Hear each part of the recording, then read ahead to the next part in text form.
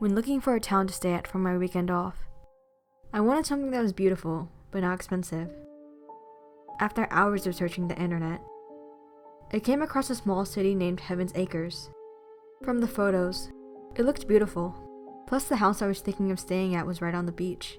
I decided to book it, and the next day, I drove out. The drive was long and silent, but whenever I arrived at the house, I knew I had made the right decision. Upon entering it, I noticed it had some rather interesting decorations. There were animal skulls hung on the walls, and the carpet seemed to be made of some unique kind of leather. But the most lovely part about it was the balcony looking over the beach. I was a little surprised at the fact that I was the only one there. This was the perfect season to go swimming, yet the rest of the houses seemed completely empty. I ignored the obvious red flags and went into town to get some food. The grocery store's aisles were empty as well, and once I approached the cashier, I noticed she had a gigantic smile on her face. Her name tag read, Alice. "Slow day, right?" I asked as she checked out my items. She didn't reply, but her smile seemed frozen on her face. The rest of my transaction went quietly, until we made eye contact. Her mouth opened, but her eyes felt like they were disconnected from the rest of her face. The words, "Where are you staying?" left her mouth. I smiled politely and told her I was staying at the cute little pink house right on the beach.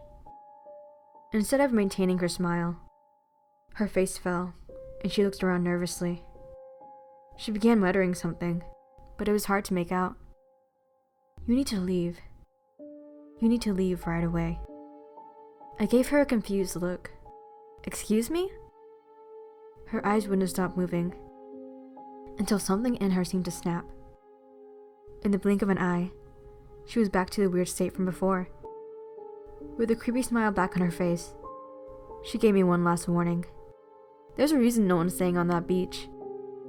I took my grocery bags and left as quickly as possible. By the time I'd gotten back, the sun was slowly going down, so I decided to have a picnic while watching the sunset. The scenery was beautiful, yet I couldn't get out of my mind what Alice said. Why would anyone avoid a place so alluring? That's when I saw something weird. On the beach, there was a pier in the distance. It seemed like somewhere people would fish, but at the moment, all I could see was the silhouette of a woman by herself. I watched her while eating my sandwich. It was a weird sight to witness. She stood there until the sun was completely set. Then suddenly, my stomach dropped as I watched her jump off, her body falling into the ocean. Without thinking, I jumped into the cold water to try and save her.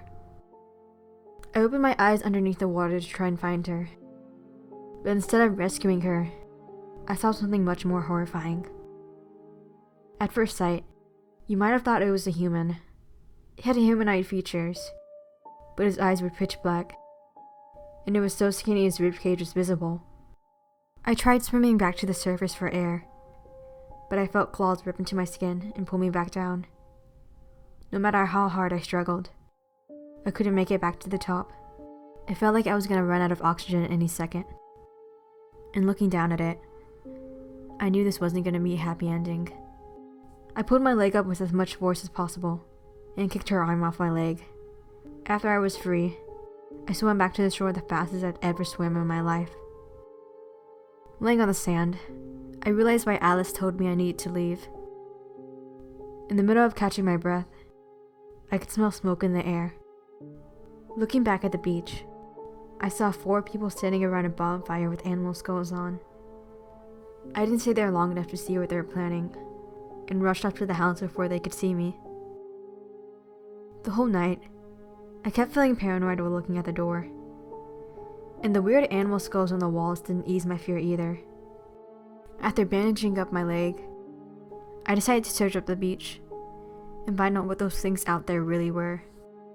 Nothing showed up when I googled Heaven's Acres, so I searched up drowned victims on Heaven Acres, and tons of missing people came up. That's how I knew this place wasn't normal.